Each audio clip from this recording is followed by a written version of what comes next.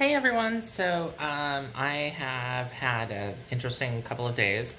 Um, so yesterday I was mostly out of it on pain meds and I just slept most of the day because the night before that I had been in the post, what's it called? Post anesthetic care unit, PACU. There was some kind of weird rush at the hospital where they just didn't have rooms. They didn't have beds.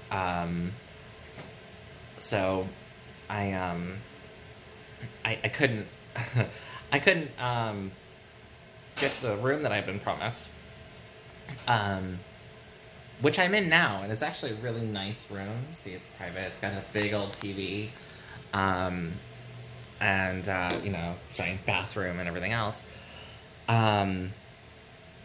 So I had to spend the night in the PACU, and initially I was in like their newest PACU, and then they didn't have staffing for it, so I had to move to the older portion of the hospital in their PACU. And my initial PACU room had walls on three sides, and then it was just a curtain across the front, so it was mostly quiet. It wasn't particularly private, but it was mostly quiet. But then they had to move me to the other side, and it was like the section I was in before was part of their like $4 billion renovation, and then they moved me to their older portion of the hospital, and it was like moving from Grey's Anatomy to ER.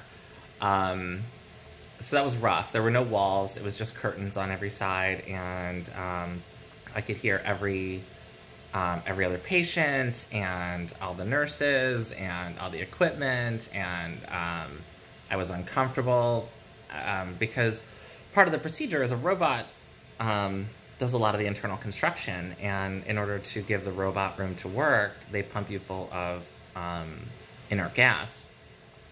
Just to sort of, blow you up like a balloon a little bit.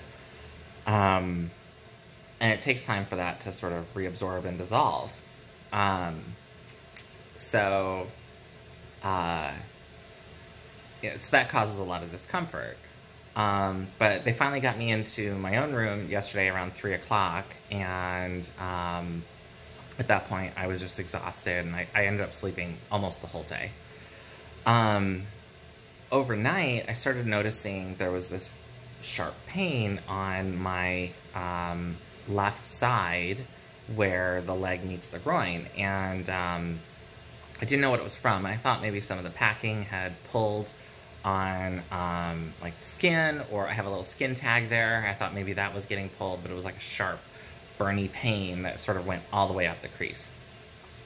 And I initially told the doctors about it, and they said that there wasn't really anything they could do. They needed to leave the packing in place. And so I just tried to deal with it, and I could find positions where it didn't hurt, and so that's what I was trying to do. But today's goal was supposed to be getting me out of bed and into a chair for at least an hour, and it turns out that that was just not something that was possible. I couldn't put my left leg down onto the floor to get, or put any kind of weight on it. So I tried it 2 times, and I was in serious pain. I was crying, and I don't generally cry at pain so much, but yeah, like I was so hurt, and I was crying, and they gave me, the top dose of the good drugs to try to ease it, and it didn't do a whole lot. So I got the patient advocate for Dr. Blue-Bond-Langner's office is named Kevin, and he's amazing. He's always just done everything he can to make things better for me, and he always has the patient's back, and tries to pull whatever strings he can pull to get things to where they need to be. I kind of felt a little dismissed by the nurses the first 2 times I tried to do it. There was a more senior nurse who, and like when I was trying to do it the first time, was sort of poking fun at me a little bit. And then when I tried to put my leg down and basically, like, screamed, she realized there was something wrong. So they were trying to get a hold of the plastics team to come down and help. So when Kevin checked in on me, I told him the situation, and he, you know, worked to get, he called again and tried to make sure that they got down there. And then the physician's assistant for Dr. Bluebon-Langner, and two of the physician assistants, Sarah and Ginger, came by, and they were like Johnny on the spot. They believed me. They understood what was going on. And honestly, at this point, we still don't know what is causing the pain. We just know that the pain is still there. They think it might be like a nerve pinch or a ligament in the inguinal canal. And that ligament is the one that holds the testicles, and it gets severed during the surgery. So they're not sure if it's a muscle thing or a nerve thing. They gave me gabapentin for nerve pain and Valium for muscle relaxer. And it's still painful if I change position improperly, but the upshot of all of this is that they took all the packing down, which normally stays up until post-op day 4. So I actually got to see my new vagina, and that's pretty exciting. Like,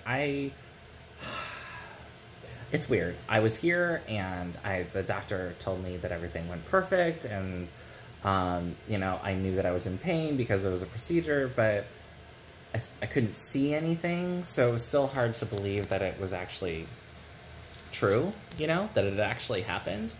And,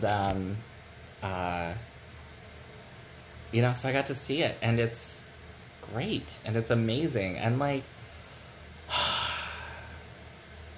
I'm on the other side of this, you know? I still have a couple more days in the hospital.